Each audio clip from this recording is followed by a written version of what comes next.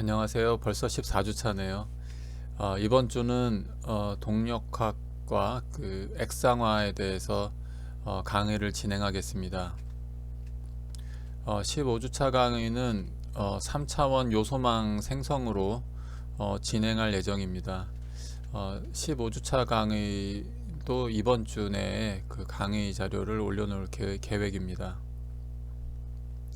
3차원 요소망 부분이 좀 미진했기 때문에 도대체 3차원 요소망은 어떻게 작성하면 좀 더 쉽게 모델링을 할 수 있는지 그런 내용으로 채울 계획이고요.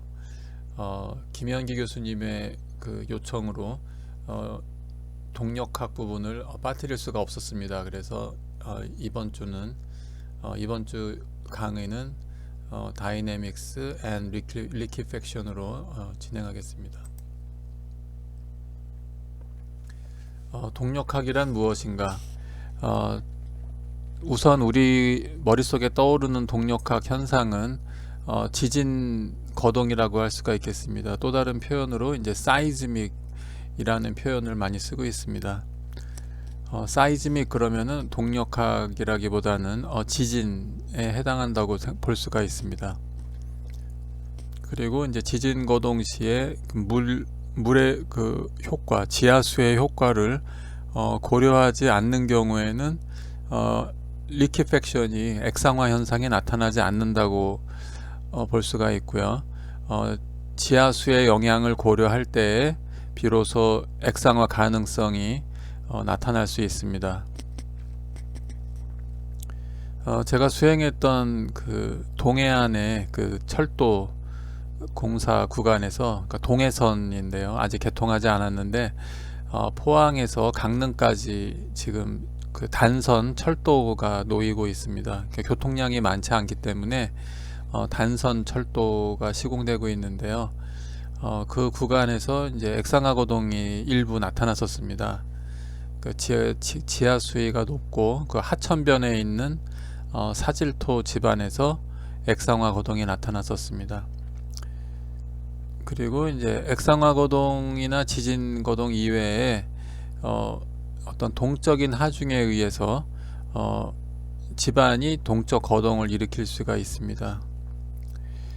동적 거동에는 이제 진동, 그 동적 하중이 10초 이상 작용할 때 보통 이제 그 진동 거동으로 우리가 간주하고요. 그리고 갑자기 재하되거나 충격 하중이 1초 또는 이제 5초 사이에 그 기간 동안, 이제 시간 동안 재하되는 경우에 이제 우리가 충격 하중으로 보통 모델링을 하고요.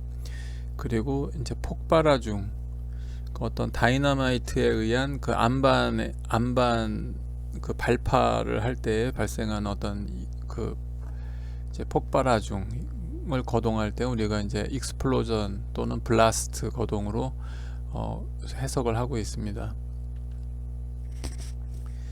제가 그 우면산 산사태가 벌써 발생한 지 꽤 여러 해가 지났는데요. 우면산 산사태의 그 원인으로, 그 가능성이 있는 원인으로 이제 그 터널 발파로 인한 산사태 민원이 있었습니다. 그래서 제가 그때 검토할 때 발파중을 산정하기 위해서 그 인터넷에서 많이 검색을 했었는데 그 테러에 사용될 가능성이 있어서 그런지 그 발파 데이터가 그 이제 발파 화약에 의한 그 하중 그런 정보가 인터넷에 잘 검색이 되지 않았습니다. 상당히 그 어려움이 있었는데, 그래서 현장 계측치를 이용해서 이제 시행오차에 의한, 뭐 역해석이라고도 하는데, 시행오차에 의해서 발파중을 추정해서 그 이제 사면안전 검토에 적용한 적이 있었습니다. 다이나믹이라는 거동은 보통 그 가속도 또는 관성력에 의해서 동적인 효과가 발생합니다. 그 뉴턴의 그 운동 법칙에서 바로 설명이 되죠. 그래서 그 버스가 갑자기 정지를 하면 버스 안에 그 탑승하고 있는 사람들의 그 움직임은 앞으로 쏠리게 되고요. 그리고 이제 갑자기 버스가 출발을 하게 되면 그림과 같이 승객들은 뒤로 몸이 젖혀지게 됩니다. 이것이 바로 이제 관성 효과인데요. 동적인 거동은 바로 가속과 관성의 상호작용이라고 할 수가 있습니다. 그러니까 버스는 가속을 하려고 하고 버스 안에 있는 승객들은 관성을 갖는 그런 상반적인 거동이 바로 그 동력학 거동의 그 핵심이라고 할 수가 있습니다. 그러면 그 동력학 그 결과는 정력학 결과하고 어떤 그 관계가 있을까요? 보통 정적인 하중이 동적인 하중보다 더 큽니다. 정적인 하중의 대표적인 하중은 중력이죠. 보통 중력은 웬만한 동적 하중보다는 효과가 큽니다. 그러나 가끔 동적인 다이나믹 이펙트가 그 스태틱 이펙트보다 더 큽니다. 그 이제 가속도가 중력보다 큰 경우가 되겠죠. 그리고 보통 연직 방향으로는 다이나믹 효과가 정적인 그 상태에 그 효과가 더해지는 그런 효과를 낳습니다. 추락하는 경우에는 정적인 결과에 동적인 결과가 더해지겠죠. 그리고 수평 방향 그 동적인 거동도 정적인 해석 결과에 수평 방향 그 응력과 같이 수평 방향 변이 수평 방향 응력이 정적인 어떤 하중에 의해서 이미 존재하고 있으면 수평 방향 동적인 효과도 이미 존재하는 정적인 상태 응력 상태에 더해져야 됩니다.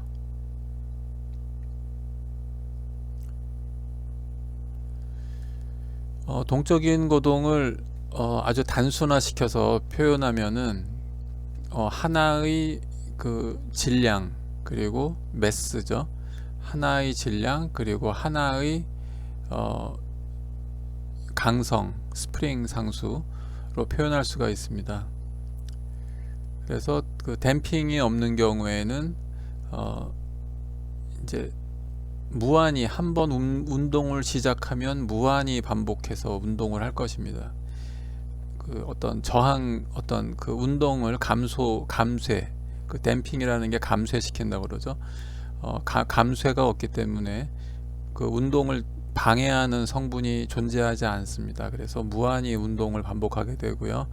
우리 실생활에서는 실제로 그 저항이 존재합니다. 그래서 댐핑이 존재하기 때문에 매스, K 스프링 상수 그리고 그 댐핑 코에피션트 C 이 세 가지가 존재하게 되고요. 프리바디 다이어그램을 보면 그 언댐프트 경우에는 이제 매스의 그 탄성력만 존재하지만 댐핑이 존재하게 되면 탄성력 외에 그 점성력이 그 감쇄력이 존재하게 됩니다.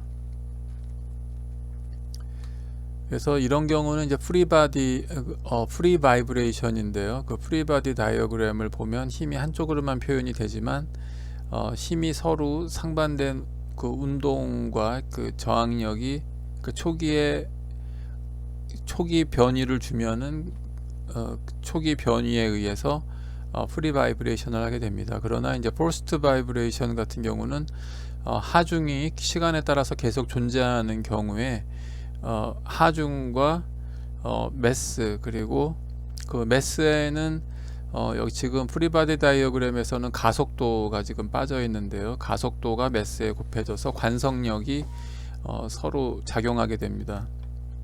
그래서 포스트 바이브레이션에는 시간에 따른 그 어떤 하중함수가 존재한다는 것이 좀 달라지게 됩니다. 역시 이제 댐퍼와 스티프니스가 존재하게 됩니다. 그래서 이제 진동을 하게 되면 우리가 보통 진동 형태를 그 하모닉 모션으로 많이 그 가정을 하는데요.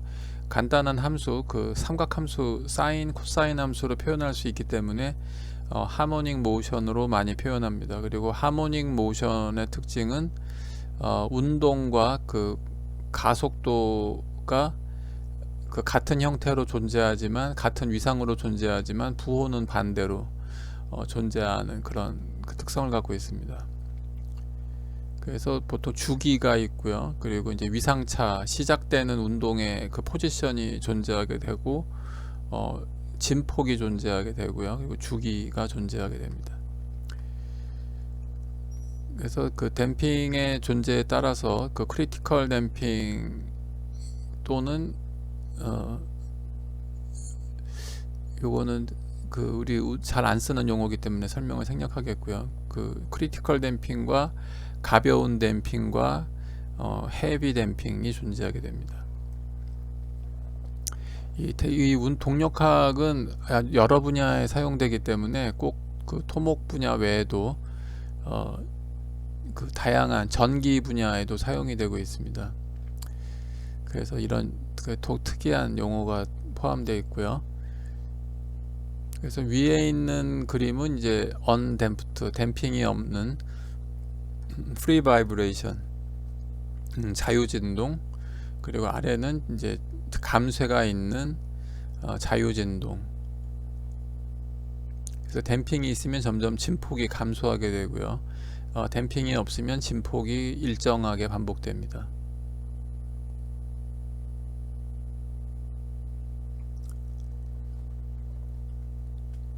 예, 그리고 이제 그 하중이 존재하는 경우에 댐핑이 없으면은 공진 현상이 나타나는 경우에 진폭이 계속 커지는 수가 있습니다. 이런 경우에는 구조물에 굉장히 해롭겠죠.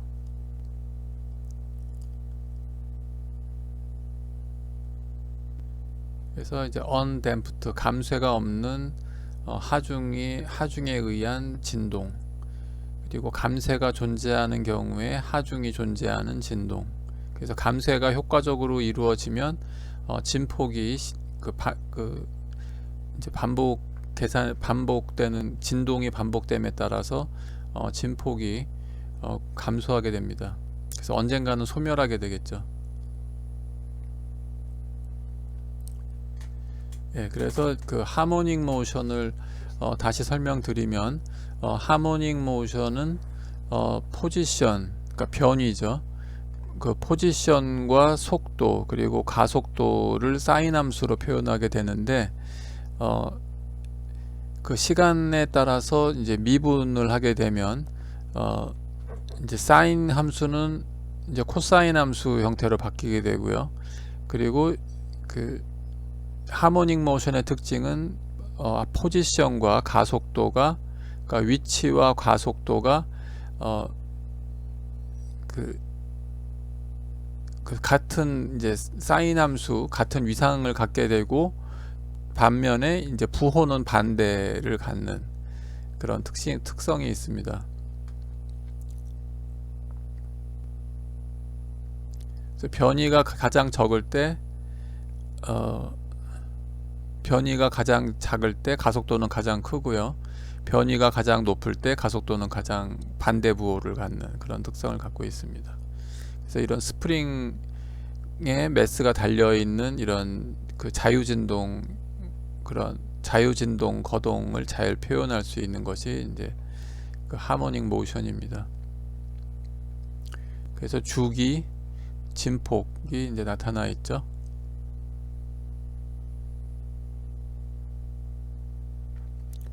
예, 그래서 우리가 하모닉 모션을 사용하는 이유는 하모닉 모션을 이제 삼각함수죠. 그 삼각함수를 중첩을 하면 어떠한 형태의 그 운동을 다 표현할 수 있기 때문에 우리가 하모닉 모션을 중요하게 다룹니다. 그래서 지금 몇 개의 그 사인 삼각함수를 중첩하면은 이런 사각형 펄스를 생성할 수도 있습니다.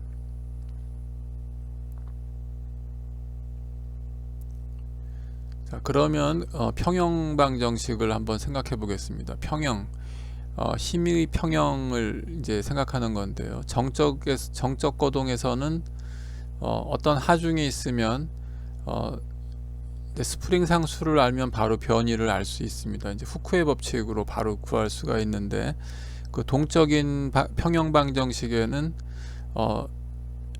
그 관성력과 그 속도항이 추가됩니다. 그래서 그 우항에 있는 그 다이나믹 그 하중과 그 왼쪽에 있는 관성력, 그리고 감쇄력, 그리고 이제 그 변형에 해당하는 그런 그 탄성력, 이 세 가지 힘이 서로 균형을 이루고 있는 건데요.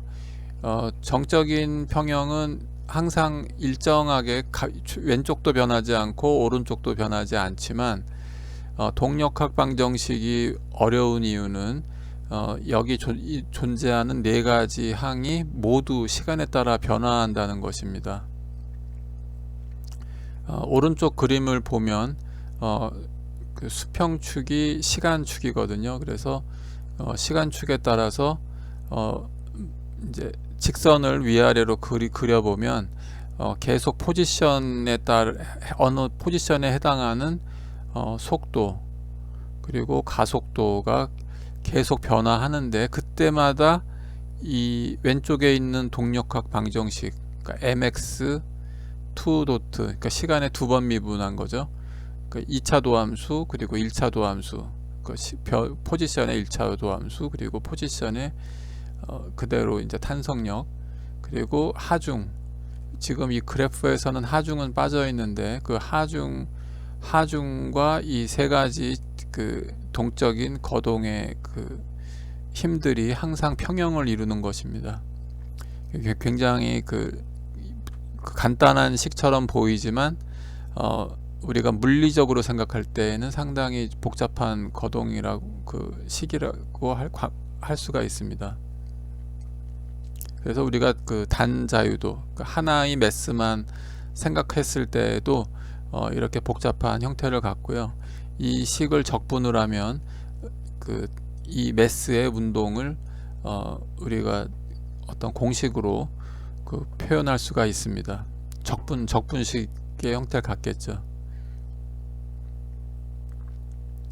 그래서 여기에서 집안 물성치를 골라 보자면 댐핑과 탄성계수, 이 스프링 상수 K라고 할 수가 있습니다. C와 K를 결정하는 것이 집안 동력학의 핵심이라고 할 수가 있습니다.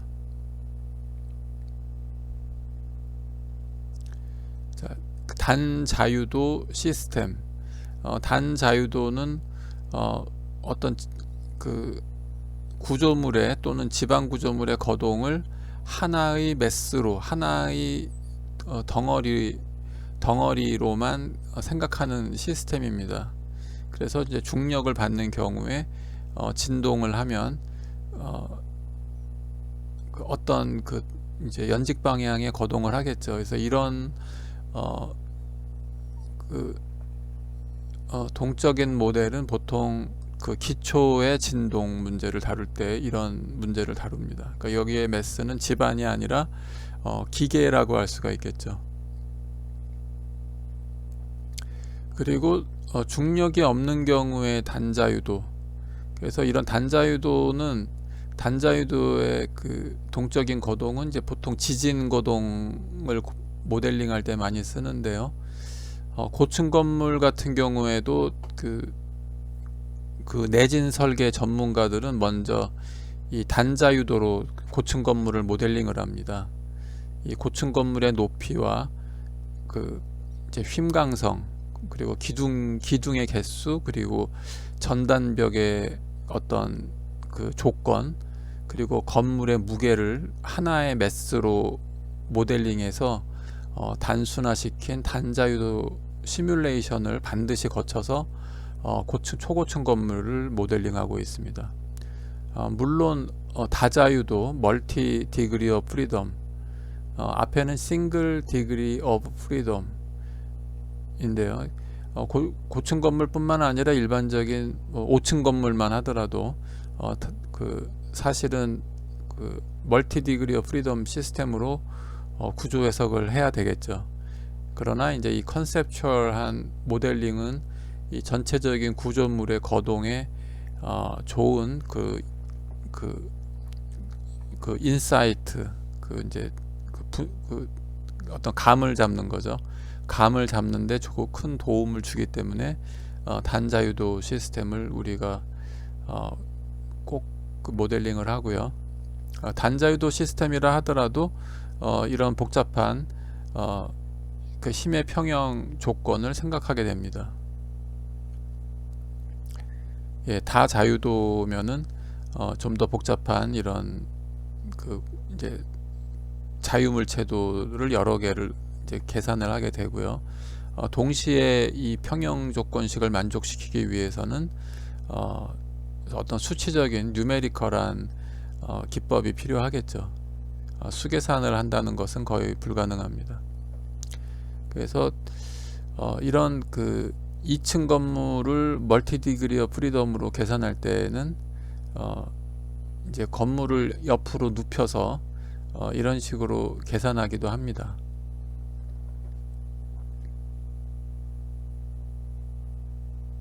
중력을 고려하지 않고 수평 방향으로만 수평 진동이죠.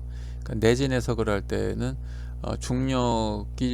중력의 직각 방향으로 보통 해석을 하기 때문에 중력을 무시한 수평 방향 모델링으로 단순화시켜서 계산하기도 합니다. 이때 기둥을 수평 방향 스프링으로 모델링하는 그런 기법이 적용됩니다. 내진 해석은 그래서 어느 정도 약간 추상적인 그런 특징이 있습니다. 그러니까 실제 피지컬한 거하고 해석적인 모델을 단순화시키는 과정에서 좀 약간 추상적인 부분이 포함됩니다. 예, 그리고 이제 집안 동력학 문제는 어떤 지진 거동에 의해서 전단파가 지표면까지 도달할 때 보통 이제 굴절에 의해서 지진파가 수평으로 오다가도 지표면 근처에서는 연직 방향으로 이렇게 전파되기 때문에 연직으로 올라오면서 지진파는 전단파는 수평 방향으로만 보통 존재한다고 우리가 가정하고 있습니다. 그러니까 대부분의 경우에 이제 적용되는 그런 룰입니다. 그래서 집안동력학으로 이제 어떤 건물의 내진 해석을 검토할 때는 이렇게 단순화시켜서 건물은 단자유도로 모델링을 하고 집안은 다자유도로 이렇게 모델링을 보통 이렇게 하고 있습니다. 그리고 이제 질량은 럼프트 매스로 어떤 주어져 있는 포지션마다 매스가 존재하는 것으로 가정을 하고요. 전단 스프링과 댐퍼가 고려됩니다. 그래서 집안동력학은 건물과 마찬가지로 멀티 디그리 오브 프리덤 시스템입니다. 지진이 작용할 때에 중력의 효과를 무시한 그런 거동을 하게 됩니다. 그러니까 단순화시켜서 이렇게 고전적인 모델링을 많이 해왔습니다. 그래서 유한요소법으로 우리가 2차원, 3차원 모델링도 하지만 가장 우리가 거동을 이해하기 쉽게 모델링하는 방법은 그리고 또 정확한 어느 정도 신뢰할 수 있는 결과를 쉽게 얻기 위해서는 2차원 프로그램으로 모델링을 하더라도 이렇게 1차원 모델로 보통 먼저 접근을 합니다. 바닥에 지진파를 하중을 줘야 전단 변형을 줘야 되기 때문에 이제 바퀴를 달아놓은 걸 볼 수가 있습니다. 그리고 이제 바닥에도 댐퍼를 전단 방향의 댐퍼를 다른 걸 볼 수가 있고요. 수평 방향 댐퍼는 예, 이런 식으로 존재하고, 사이드는 이런 그 바닥에서 이미 어느 정도 구속이 되기 때문에 사이드는 이렇게 구속 조건으로 가정하지 않습니다. 그러니까 자유롭게 움직이는데 어떤 모어 쿨럼 재료라고 하면 파괴될 수도 있기 때문에 운동을 어느 정도 바닥의 전단파에 준해서 그 운동을 구속시키는 그런 가정은 필요합니다. 지반동력학에서 또는 구조역학에서 상당히 중요한 그 파라미터는 바로 댐핑입니다. 탄성 계수는 너무 단순하고요. 그 구조물이 안전한지 않은지를 결정하는 요소는 바로 댐핑이라고 할 수가 있습니다. 그래서 댐핑에 관한 용어에서 우리가 자주 사용하는 어떤 그 공학적인 용어는 댐핑 레이시오입니다. 감쇄비, 감쇄 계수하고는 다른 개념입니다. 그래서 심벌로 나타낼 때에도 댐핑 레이시오는 제타라고 하나요? 제타로 표현하고요. 그리고 댐핑 코에피션트, 댐핑 계수는 C로 보통 표현합니다. 그래서 그 댐핑 레이시오는 크리티컬 댐핑 코에피션트가 분모가 되고요. 그리고 실제 그 재료의 댐핑 코에피션트를 나누면 그게 바로 댐핑 레이시오가 되겠습니다. 그럼 크리티컬 댐핑이란 무엇이냐? 크리티컬 댐핑은 댐핑이 가장 빨리, 그러니까 제로 진폭으로 도달하는 가장 빠른 댐핑 경로에 해당하는 그 댐핑 특성이 크리티컬 댐핑입니다. 임계 감쇄라고 하고 있습니다. 그래서 동적인 방정식이 프리 바이브레이션인 경우에 지금 하중이었기 때문에 동적인 평형 방정식은 이렇게 생겼는데요. 이때도 이 세 가지 힘은 서로 부호가 바뀌면서 평형 상태에 놓이게 되겠습니다. 그리고 이때 그 임계 감쇄 계수는 2 곱하기 루트 km 스프링 상수의 그 매스를 곱하는 값입니다. 그리고 또 다른 표현으로 하면은 이런 식으로 그 고유 진동수를 포함시키면은 em 오메가 n으로 표현할 수가 있습니다. 크리티컬 댐핑은 구조물의 형상을 알고 그 탄성 특성을 알면 바로 구할 수가 있습니다. 간단하게 구할 수가 있고요. 또한 고유 진동수를 알고 질량을 알면 또 쉽게 구할 수가 있습니다.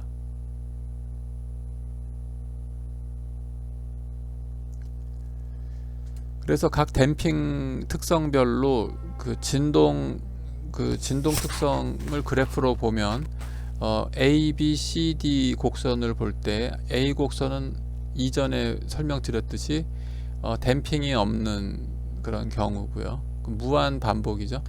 그리고 댐핑 감쇄비가 1보다 작으면 언더 댐프트라고 합니다. 그래서 어느 정도 약간의 진동 특성을 보여주면서 감쇄하고요.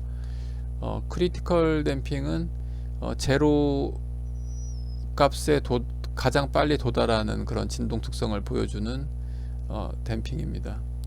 그리고 오버 댐프트는 크리티컬 댐핑보다도 더 진동 특성을 보여주지 않는 그런 거동인데요. 오히려 제로 값에 도달하는 것은 가장 느립니다. 크리티컬 댐핑이나 언더 댐프트보다 제로 값에 도달하는 속도는 더 느립니다. 그래서 가장 댐핑이 느린 거동이 그 진동은 빨리 잡아주지만 또한 그 제로 값에 도달하기도 어려운 그런 그 거동이라고 할 수가 있습니다. 우리가 보통 그 도어에 있는 그 감속 장치, 그러니까 현관문을 그 스프링이 있어서 딱 놓으면 빨리 닫힐 것 같지만 그 댐퍼 때문에 그 서서히 닫히게 되는데요. 그 좀 더 그 댐핑을 강하게 주면은 문이 너무 느리게 닫히는 걸 우리가 볼 수가 있습니다. 그게 바로 오버 댐프트라고 할 수가 있습니다. 현관문이 아주 느리게 닫히는 거동은 바로 오버 댐프트 거동에 속합니다. 그 위에 그 댐퍼가 달려 있는 걸 볼 수가 있죠. 그래서 댐퍼는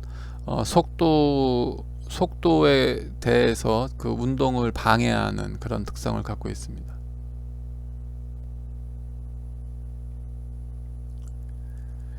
제트소일의 다이나믹 파라미터는 컨트롤 메뉴 안에 그 다이나믹스라는 그 부 메뉴 안에서 확인할 수가 있습니다.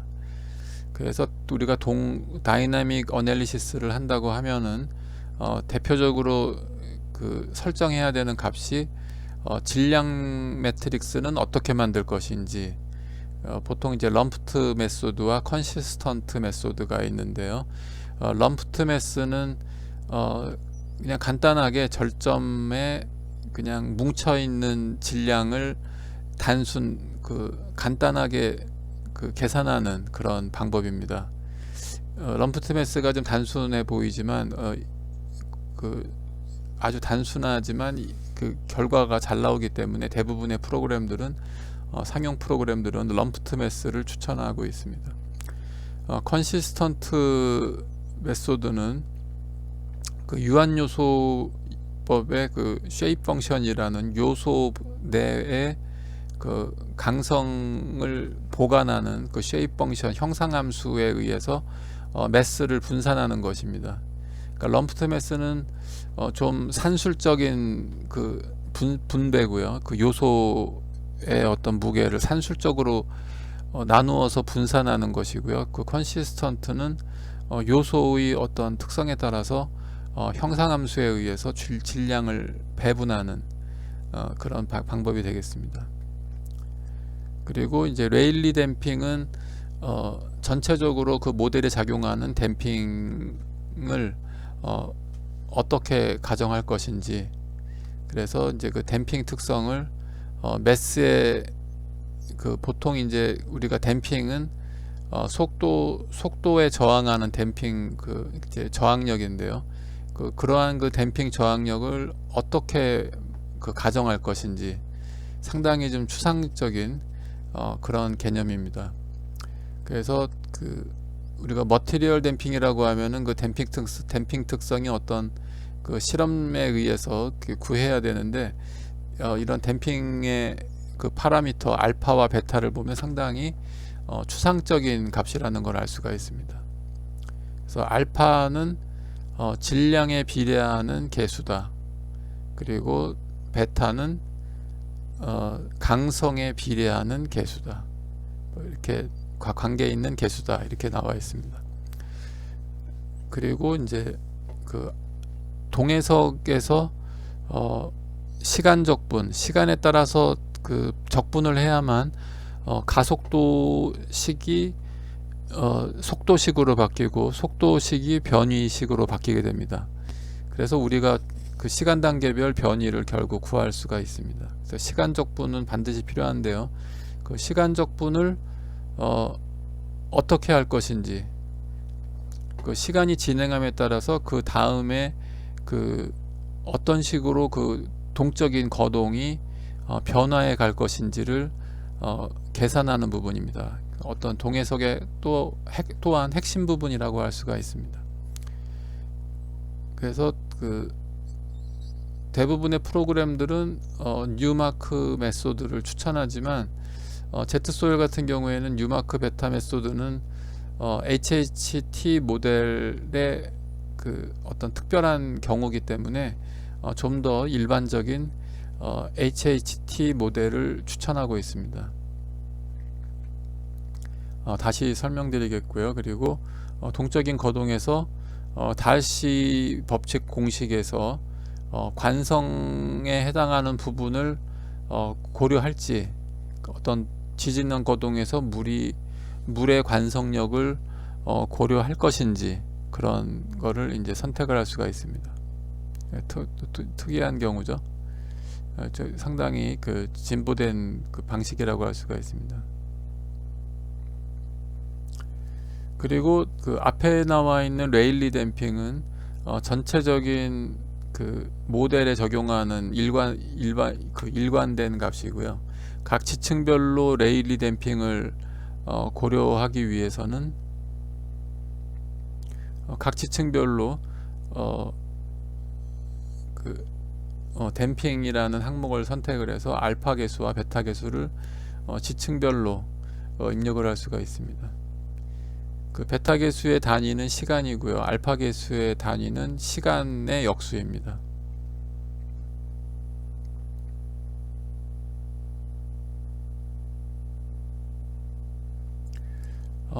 레일리 댐핑에 대해서 다시 생각을 해보면 레일리 댐핑은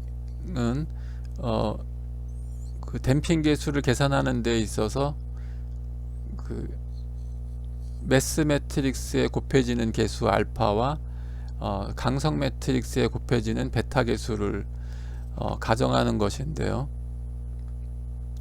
만약에 알파를 0이라고 가정을 하면 감쇄 계수는 스티프니스에 대해서만 비례하게 됩니다. 이때 수평축이 이제 그 주파수 축이 되겠고요. 그리고 수직축이 댐핑 계수라고 댐핑 계수에 해당합니다. 그리고 이제 베타가 0이면은 이제 주파수가 이제 분모에 들어가기 때문에 이런 이런 함수 형태가 되고요. 그래서 이 두 텀을 중첩을 하면은 이런 포물선 형태로 중첩이 되겠습니다. 그래서 레일리 댐핑에 알파 계수와 베타 계수가 존재하면은 이런 포물선 형태를 갖게 되고요. 그리고 둘 중에 하나가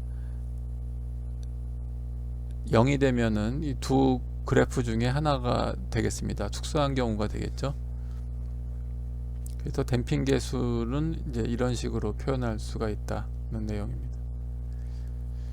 그리고 이제 HHT 모델은 질량, 가속도, 그리고 감쇄 계수, 그리고 속도, 그리고 감쇄 계수 이제 타임 t일 때의 속도, 그리고 앞에 계수 알파가 들어가 있죠. 그래서 이제 알파를 알면 그 동력학 방정식에서 베타와 감마는 저절로 알게 됩니다. 그래서 이게 원래 알파 베타 감마식인데 그 알파 베타 감마를 알파로 다 변형했을 때의 이런 그 식을 갖게 됩니다. 그래서 보통 알파는 마이너스 3분의 1에서 0 사이의 값을 갖게 되는데, 이 범위가 바로 타임 스텝 사이즈와 관계없이 이 평형 방정식이 무조건적으로 안정하게 수렴할 수 있는 그런 그 조건입니다. 그래서 알파 계수가 보통 이 사이의 값들을 사용하게 되고요. 앞에 있는 샘플을 보면 알파가 기본적으로 마이너스 0.3으로 적용된 것을 알 수가 있습니다. 그러니까 마이너스 3분의 1보다 약간 큰 값이죠. 그리고 알파가 0이면 HHT 모델은 바로 뉴마크 베타 메소드와 같다는 내용입니다. 그러니까 뉴마크 베타 메소드는 힐버, 휴즈, 테일러 메소드의 특수해라고 할 수가 있습니다.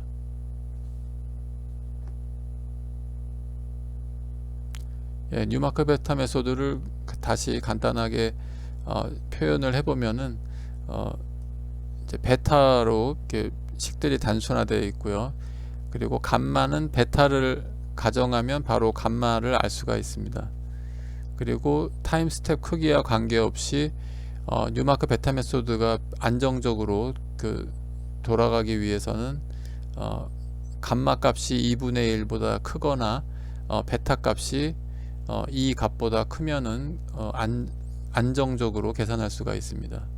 그 타임 스텝 사이즈는 우리가 별로 고민하지 않아도 됩니다. 제트소일에서 다이나믹 해석을 할 수 있는 옵션에는 크게 세 가지가 있습니다. 아이겐 모드 해석, 그러니까 즉 아이겐 밸류 해석이고요. 그리고 다이나믹 안밀 해석, 그러니까 동적인 거동에 의해서 발생한 과인 간극 수압이 소산되는, 그래서 이 해석에서는 액상화 해석을 동시에 수행하게 됩니다. 그리고 다이나믹 드리븐 로드, 다이나믹 드리븐 로드는 보통 교통하중, 폭발하중, 그리고 말뚝 항타, 그리고 그 외에 다양한 동적인 하중에 의해서 발생하는 동적 거동 해석이 이 다이나믹 드리븐 로드 해석에 해당됩니다. 그래서 동적인 해석의 액상화 또는 안밀 해석을 하기 위해서는 드라이버 메뉴에서 초기 단계 이후에 다이나믹 드라이버의 컨솔리데이션 타입을 추가해서 시간 0부터 시간 5까지 시간 간격 0.00496729 이렇게 타임 스텝을 줘서 해석을 수행하게 됩니다. 이러한 타임 스텝은 보통 그 고유치 해석을 해서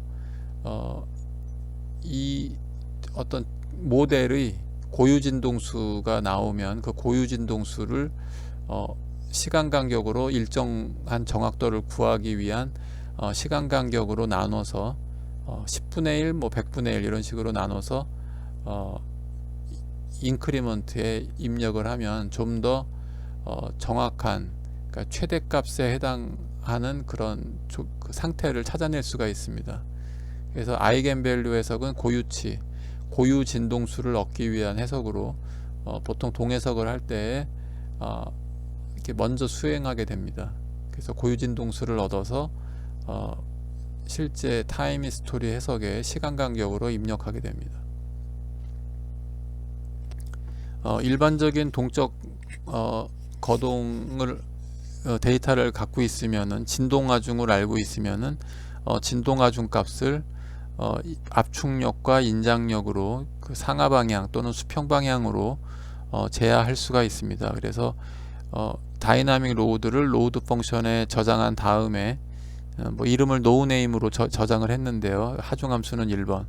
그러면 실제 모델이 지표면에다가 진동하중을 제어할 때 마이너스 1, 즉 마이너스 y 방향으로 이 하중을 제어하면 먼저 하향으로 누르는 그 하중으로 작용했다가 마이너스로 내려가면 오히려 반대로 하중이 인장 방향으로 변화하는 그런 진동을 반복하게 됩니다. 그래서 총 5초 동안 계산을 이렇게 수행하게 되어 있습니다.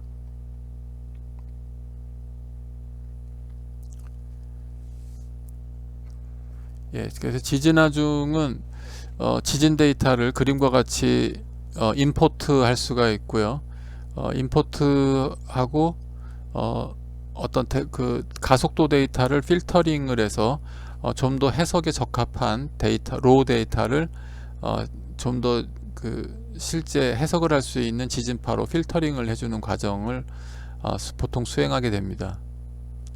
그 필터링이라는 거는 너무 그 하이 프리퀀시에 해당하는 그런 그 주파수들은 이제 지워버리는 거죠. 그래서 일반적으로 많이 사용하는 버터워스 필터를 이용해서 폴스 오더라는 그 필터 기법을 써서 10Hz보다 작은 주파수만 통과되도록 설정을 하고요. 베이스라인 커렉션은 모델이 좌우로 진동하다가 어느 한쪽으로 그냥 가버리는 그런 현상을 막기 위해서 지진 데이터를 수평축에 맞추는 그런 과정인데, 원래 데이터가 수평축에 맞춰져 있었기 때문에 거의 베이스라인 커렉션 현상은 업데이트 단추를 누르면 이제 필터링이 되고 베이스라인 커렉션이 되는데 그런 과정은 없었던 것 같습니다. 그 지진파가 약간씩 변화하는 거를, 미세하게 변화하는 거를 볼 수가 있고요. 워낙 필터링이 된 데이터인 것 같습니다.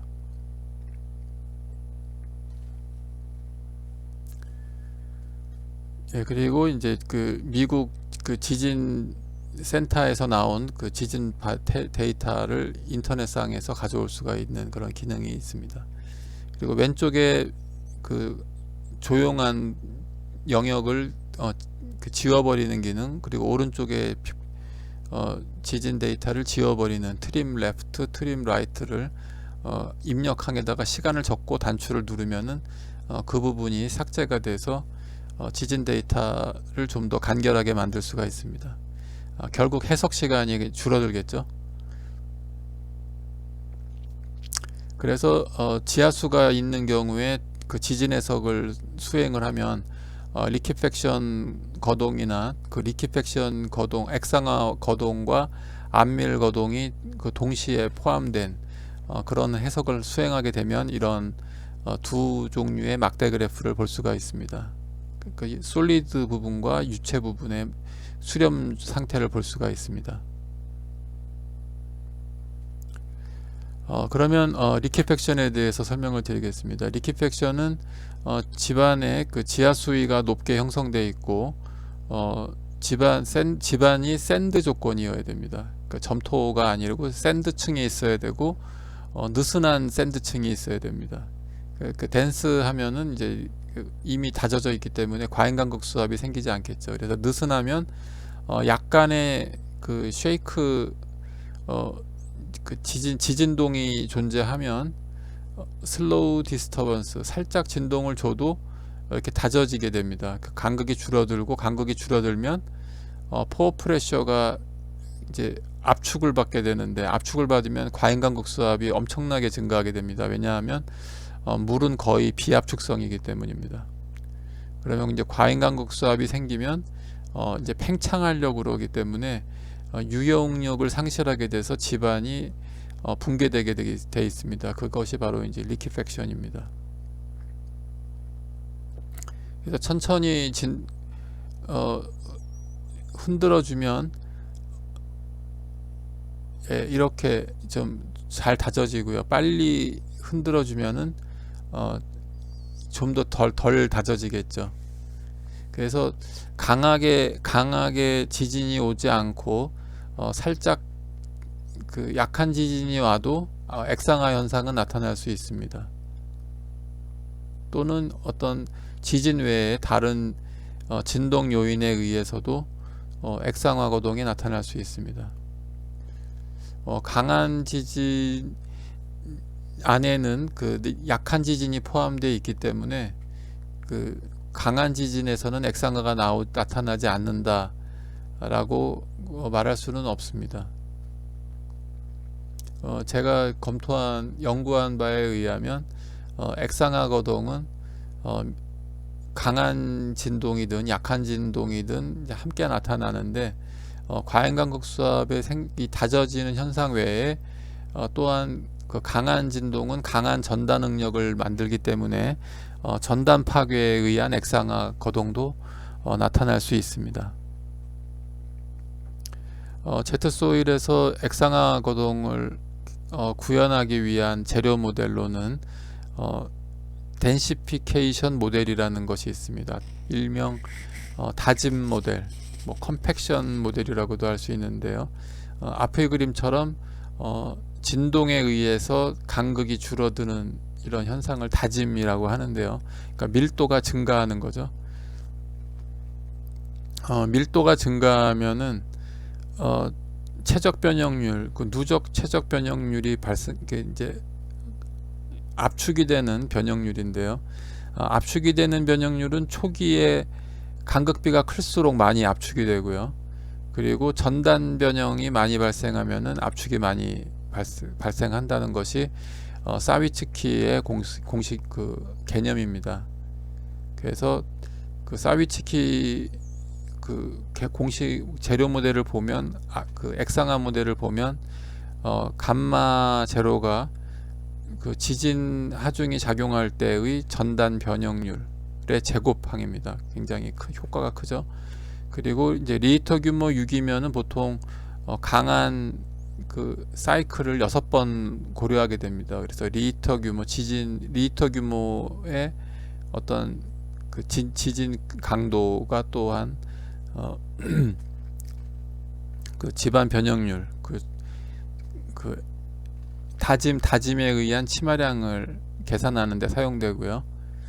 그러니까 크게 파라미터가 초기 간극비, 그리고 리히터 규모 진도, 지진 진도, 그리고 그 감마는 이제 그 해석 결과가 되겠습니다. 지반 탄성 계수가 작으면 전단 변형률은 커지겠죠. 그리고 이제 사위치키 파라미터가 이제 지반 물성치에 해당합니다. 그래서 사위치키 파라미터를 입력을 해주면 이렇게 구할 수가 있습니다. 그래서 그 3초 압축 시험, 그 공진주 시험을 하면은 우리가 사위치키 공식, 그 사위치키의 그 파라미터를 구할 수가 있습니다. 그래서 진도 6번 사이클에 의한 리히터 규모 진도 6의 지진이 왔을 때 그 전단 그 변형률이 이런 사이클을 그 갖고 왼쪽으로 이제 과잉간극 수압이 발생하면 전단 응력은 일정하지만 유효 응력, 수직 응력이 감소하기 때문에 결국은 응력 상태가 모어쿨럼 파괴 포락선에 도달하게 됩니다. 그러면 이제 액상화가 발생하게 됩니다. 액상화 전단 파괴라고 할 수가 있죠. 이러한 현상이 발생하면 일정한 전단 변형률 상태에서 이제 파괴에 도달하기 때문에 이제 지반 계량을 할 필요가 있습니다.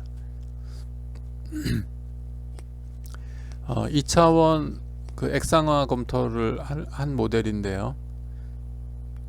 좌우측에는 콰이어트 바운더리를 위한 지진파가 반사가 되지 않게 반사가 없는 넌 리플렉션 바운더리, 즉 그 비스커스 댐핑 계수를 구해서 양쪽에 이렇게 적용을 하고요. 그리고 지진파는 바닥에 제하를 하고 이제 해석을 합니다. 그래서 이때 지진파 데이터는 이런 식으로 보이고요.